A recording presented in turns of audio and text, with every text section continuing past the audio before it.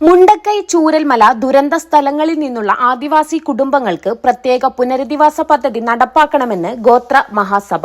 16ഓളം കുടുംബങ്ങളിലെ 60ലധികം ആളുകൾക്കാണ് പ്രത്യേക പദ്ധതി ആവശ്യമുള്ളതെന്ന് ഭാരവാഹികളും ദുരിതബാധിതരായ കുടുംബങ്ങളുടെ പ്രതിനിധികളും കൽപ്പറ്റയിൽ വാർത്താസമ്മേളനത്തിൽ അറിയിച്ചു. ചൂരൽമല പരിസരങ്ങളിൽ വനമേഖലയിൽ നിന്നും വനവിഭവങ്ങൾ ശേഖരിച്ച് ജീവിക്കുന്നവരായതിനാൽ ടൌൺഷിപ്പിൽ ഇവർക്ക് ഇടം വേണ്ടെന്നും ഇപ്പോൾ ഇവരെല്ലാം ജോലിയില്ലാതെ ബുദ്ധിമുട്ടുകയാണെന്നും വിശദമായ പഠനം നടത്തിയ ശേഷമേ പുനരധിവാസ പദ്ധതി നടപ്പാക്കാവൂ എന്നും ഗോത്ര Mahasabha state coordinator A Geethanandan പറഞ്ഞു.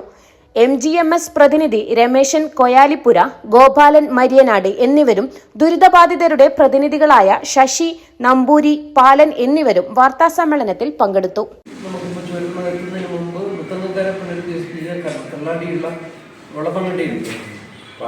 അതെ, അവിടെ നിലവിൽ 100 ഏക്കർ പതിച്ചു കൊടുത്തിട്ടുണ്ടെങ്കിൽ കുറച്ച് ഭൂമി ഇവർക്ക് അവിടെ കണ്ടെത്താൻ പറ്റും.